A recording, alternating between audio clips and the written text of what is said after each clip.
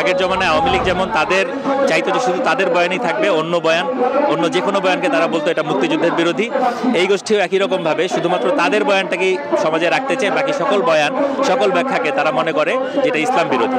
শায়খ আহমদুল্লাহ সাহেবের গত 15 বছরের কাজ আর যেই দুইজন শিক্ষকের নামে তিনি অভিযোগ করেছেন, তাই দুইজনের কাজকে আপনি পাশাপাশি রাখেন, আপনি পরিষ্কারভাবে দেখতে পারবেন ওই দুইজন শিক্ষকই বরং গণতান্ত্রিক আন্দোলনের পক্ষে ছিলেন, গণতন্ত্রের পক্ষে ছিলেন। এবং শায়খ আহমদুল্লাহ সাহেবেরা গত 15 বছরে আওয়ামী ফ্যাসিবাদ নিয়ে একটা কথাও বলেন। আপনি সেই লড়াকু শিক্ষকদেরকে আপনি আজকে ইসলাম বিদ্বেষী ট্যাগ দিয়ে আপনি আসলে কোন রাজনৈতিক ফায়দা হাসিল করতে চান, এই প্রশ্ন তো আপনাকে জনগণ করবে। এটাকে খুবই ঘৃণিত একটা স্টেটমেন্ট হিসেবে দেখতে চাই এবং এটির তীব্র নিন্দা জানাই।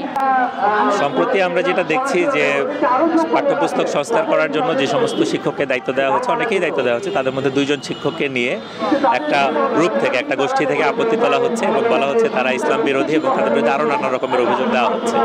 আমরা আসলে এই যে গ্রুপটা থেকে এই আপত্তিটা আসছে, তাদের ইন্টেনশনকে আমরা প্রবলভাবে সন্দেহ করি এবং আমরা মনে করি তারা আসলে মোটেও গণ অভ্যুত্থানের পক্ষের কোনো লোক না।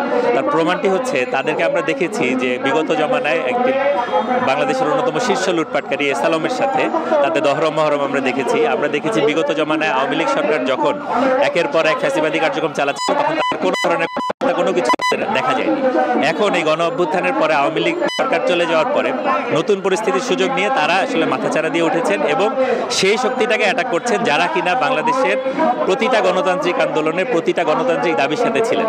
এবং এটাকে আমরা মনে করি যে এটা তীব্র ন্যাক্কারজনক একটি কাজ। আমরা তীব্র নিন্দা জানাই, ধিক্কার জানাই এবং আমরা মনে করি বাংলাদেশের সকল সাধারণ জনগণ, সাধারণ শিক্ষার্থীদের এই গোষ্ঠীটির অপতৎপরতা সম্পর্কে সচেতন হওয়া উচিত। কারণ আগের জমানায় আওয়ামী লীগ যেমন তাদের চাইতো যে শুধু তাদের বয়ানই থাকবে, অন্য যে কোনো বয়ানকে তারা বলতো এটা মুক্তিযুদ্ধের বিরোধী।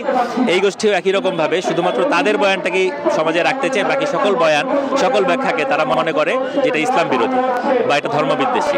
এই যে গণ অভ্যুত্থানকে নিয়ে এই যে যার নিজস্ব সম্পত্তিতে পরিণত করার এই যে নোংরা খেলা, এটা অবিলম্বে বন্ধ হওয়া উচিত বলে আমরা মনে করি। আহমদুল্লাহ সাহেবের নামেই তো অভিযোগটা আছে যে তিনি নিজেই এসালম গ্রুপের সাথে তার দহরম মহরম ছিল, তিনি নিজে বিশিষ্ট শিল্পপতি বলে এসালম গ্রুপকে তিনি পরিচয় করিয়েছেন, তার ফেসবুকে স্ট্যাটাস আছে, এগুলো আমরা সবাই জানি। তাহলে একজন দেশের শীর্ষস্থানীয় লুটেরাকে যিনি বিশিষ্ট শিল্পপতি বলতে পারেন, তার বিচারে আমি কেন আস্থা রাখবো? তার ধর্মের ব্যাখ্যাতে আমি কেন আস্থা রাখবো? তিনি যে সত্য বলছেন না মিথ্যা বলছেন আমি তো সন্দেহ করতে চাই। এবং সন্দেহটা তো উঠে তার অতীত, মানুষকে বিচার করতে হয় তার অতীত কর্মকাণ্ড দিয়ে, তার কাজ দিয়ে। শায়খ আহমদুল্লাহ সাহেবের গত 15 বছরের কাজ আর যেই দুইজন শিক্ষকের নামে তিনি অভিযোগ করেছেন, তাই দুইজনের কাজকে আপনি পাশাপাশি রাখেন, আপনি পরিষ্কারভাবে দেখতে পারবেন ওই দুইজন শিক্ষকই বরং গণতান্ত্রিক আন্দোলনের পক্ষে ছিলেন, গণতন্ত্রের পক্ষে ছিলেন। এবং শায়খ আহমদুল্লাহ সাহেবেরা গত 15 বছরে আওয়ামী ফ্যাসিবাদ নিয়ে একটা কথাও বলেন নাই। সুতরাং আমি তার কথায় তো আমি নাচতে চাই না। কিন্তু এই গণ অভ্যুত্থান আমাদের সমস্ত ভুলকে শুধরে দিয়ে এটা ঐক্যের ভাষা তৈরি করে দিয়েছে। সেই ঐক্যের ভাষাটাই হচ্ছে ইনক্লুসিভ বাংলাদেশের ভাষা। দেখবেন যে আমাদের দেয়ালে দেয়ালে যে পরিমাণ গ্রাফিতি রচিত হয়েছে, সমস্ত গ্রাফিতিতে এই ইনক্লুসিভ বাংলাদেশের, নতুন বাংলাদেশের ম্যানিফেস্টো কিন্তু আমাদের তরুণ সমাজ রচনা করেছে। তো আজকে এসে আহমদুল্লাহর মতো একজন আমি বলছি, আমি বিশ্বাস করি তিনি একজন আলেম, ভালো লোক। এই বাংলাদেশ তো কেবল একক কোনো ধর্মের না, একক কোনো চিন্তারও না, একক কোনো রাজনৈতিক গোষ্ঠীরও না।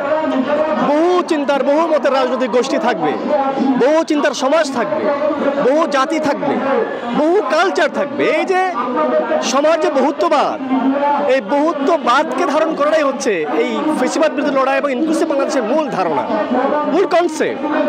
এখন যদি আপনি মানে কোনো শিক্ষকের বিরুদ্ধে বা কোনো জনগোষ্ঠীর বিরুদ্ধে আপনি ইসলাম বিদ্বেষের ট্যাগ দিয়ে আপনি কোনো ধরনের ঘৃণা ছড়ান, এটা তো সে একই ব্যাপারটা হলো যে ফ্যাসিবাদ এতদিন অন্যকে নানা ধরনের ট্যাগ দিয়ে তাকে অনুমানুষ জ্ঞান করা, তারপর সমস্ত জুলুম নিপীড়নকে জায়েজ করার যে ভিত্তি তারা গড়ে তুলেছিল, তা আজকে ধর্মের নামে সেরকম আরেকটা ফ্যাসিবাদের ভিত্তি যদি কেউ তৈরি করতে চায়, এই দেশের মানুষ কি সেটা মেনে নেবে?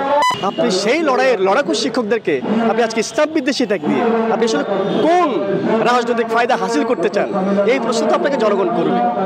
আমরা তো চাই ইনক্লুসিভ বাংলাদেশ, আমরা চাই আপনি থাকুন আমিও থাকি, কিন্তু আপনি আমাকে এখান থেকে অমিট করে দিয়ে, আমাকে এখানে নাকচ করে দিয়ে, আমাকে আমার বিরুদ্ধে একটা ঘৃণা ছড়িয়ে এবং একটা বিশাল ধর্মপ্রাণ জনগোষ্ঠীকে উস্কে দিয়ে আপনি তো আরেকটা ঘৃণার, আরেকটা সহিংসবাদী সমাজকে আপনি প্রমোট করছেন। ফলে এটা সমাজের জন্য হানিকর, গণতন্ত্রের জন্য অস্বাস্থ্যকর, এবং ফেসিবার বিরুদ্ধে লড়াইয়ের যে স্পিরিট, এই স্পিরিটের জন্য এটা ভয়াবহ দানবীয়। 250-টিরও বেশি ডিজাইন অপশন নিয়ে ওয়ালটন স্মার্ট ফ্রিজ, বোঝে আপনার প্রয়োজন। আচ্ছা, প্রথমত আমরা এটাকে খুবই ঘৃণিত একটা স্টেটমেন্ট হিসেবে দেখতে চাই এবং এটির তীব্র নিন্দা জানাই। আমাদের দেশের সহজ সরল যে ধর্মপ্রাণ মানুষ, তারা কিন্তু এত কিছু তলায় দেখে না বা বোঝে না। তারা হয়তো ছোট একটা শব্দ দিয়ে বুঝবে যে এই দুজন ধর্মবিদ্বেষী, অতএব এদেরকে আমরা পেলেই যেন মানে আমরা দেখছি যে গণপিটুনি, তারা কিন্তু সেই ধরনের একটি শিকার হবেন, এটা আমরা আশঙ্কা করতে পারি। এবং এই যে অভ্যুত্থানের সময় তার ভূমিকা কী ছিল, তিনি কোথায় ছিলেন? তিনি কিন্তু ছিলেন না, তিনি মাঠে ছিলেন না। তার সাথে ওঠা বসা ছিল, খুব ভালো ঘনিষ্ঠতা ছিল, সেটা ছিল এসএলএম গ্রুপের এসএলএমের সাথেই ছিল। এবং সেইটার তার বক্তব্য দিয়ে বোঝা যায় যে কতটা ঘনিষ্ঠ সম্পর্ক ছিল। যেই ফ্যাসিস্টকে আমরা তাড়িয়েছি তার দোসর হয়েছিল, তার অন্যতম অর্থদাতা হয়ে সে ছিল সেই মানুষটি।